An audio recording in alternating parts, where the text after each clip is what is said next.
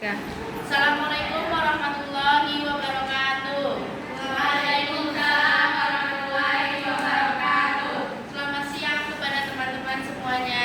Selamat siang. Baiklah, di sini kita memasuki pertemuan yang ke-11 dengan menyampaikan presentasi mengenai 10 judul dari modul kita. Dan yang presentasi yang pertama adalah Widya. Kepada Widya disilakan. Assalamualaikum warahmatullahi wabarakatuh. Waalaikumsalam warahmatullahi wabarakatuh. Alhamdulillah, rabbil alamin, wassalatu wassalamu ala asyrofil mursalin wa ala alihi washabihi wasallam ajmain. Amma ba'du.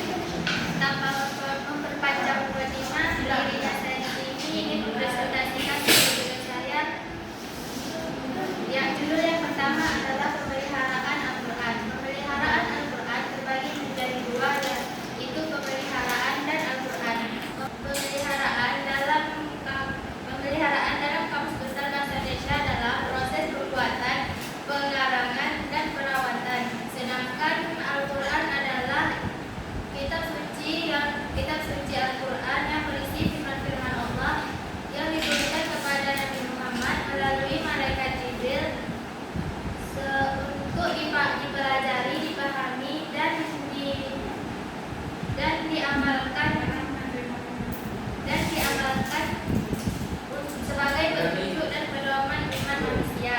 Pemeliharaan Al-Quran terbagi menjadi dua. Yang pertama, pemeliharaan secara lisan. Yang kedua, pemeliharaan secara tulisan. Judul yang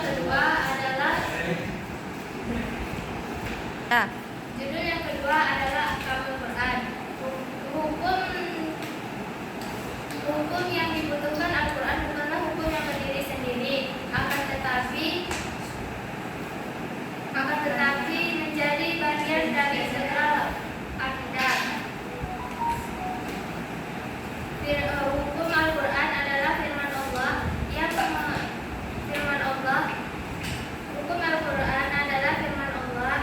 berhubungan perbuatan orang mukallaf yang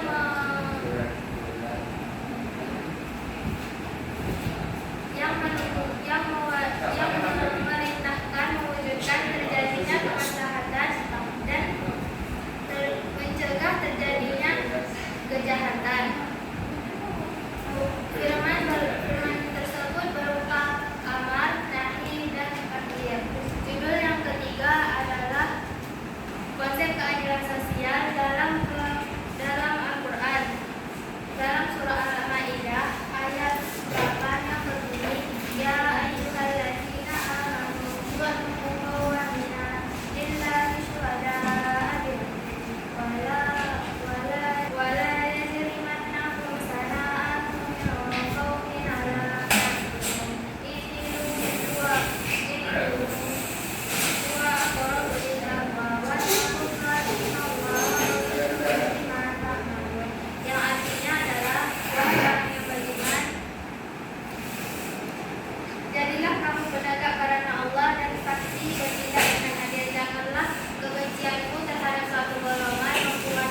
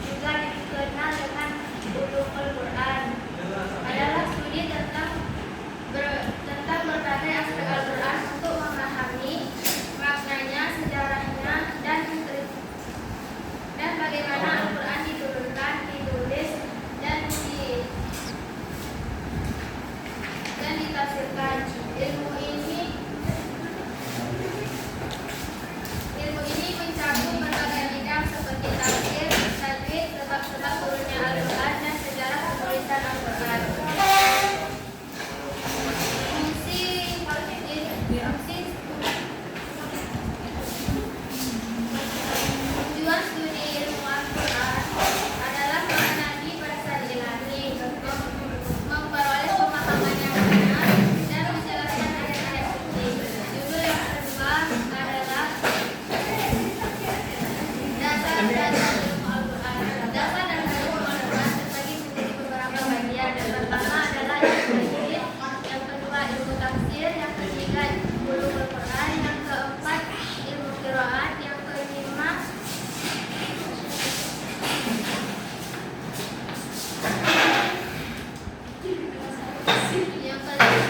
asbabun nuzul, yang keenam mazhab dan madaniyah, yang ketujuh nas dan zan.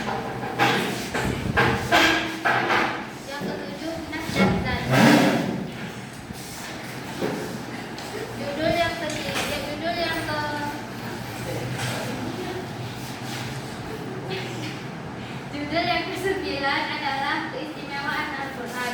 Keistimewaan Al-Quran. Al-Quran adalah kitab suci umat Islam yang diwahyukan oleh Allah SWT kepada Nabi Muhammad melalui perantara malaikat Jibril. Lebih dari sekedar kitab agama, Al-Quran memiliki banyak keistimewaan yang menjadikannya unik dan istimewa dibandingkan kitab lainnya.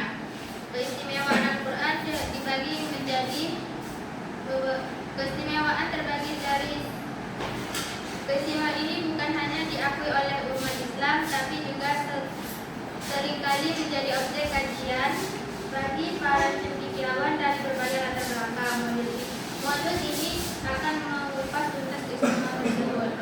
Yang pertama, keistimewaan dari segi sisi dan ajaran. Yang kedua, keistimewaan dari segi bahasa dan sastra. Yang ketiga, keistimewaan dari segi penjagaan dan keautentikan. Yang keempat, keistimewaan dari segi dampak dan pengaruh Al-Quran. Judul yang keempat adalah nama dan sifat Al-Quran. Nama-nama Al-Quran adalah yang pertama Al-Furqan, yang kedua Al-Kitab,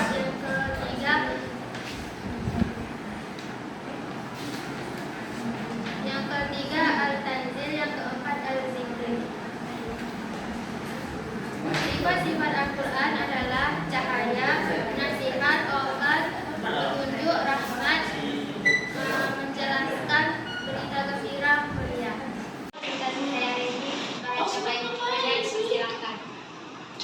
Warahmatullahi wabarakatuh. Oke, saya akan bertanya kepada Widya. Pertanyaannya adalah apa yang dimaksudkan Al-Furqan sebagai salah satu nama Al-Quran? Nama Al-Quran adalah memisahkan antara kebenaran dan kebatilan. Apa keutamaan Al-Quran dalam pembentukan karakter? Al-Quran dalam membentuk karakter adalah membimbing individu menuju akhlak yang mulia. Baiklah, bertanya kepada Widya, apa inti dari mukjizat Al-Quran atau ijaz?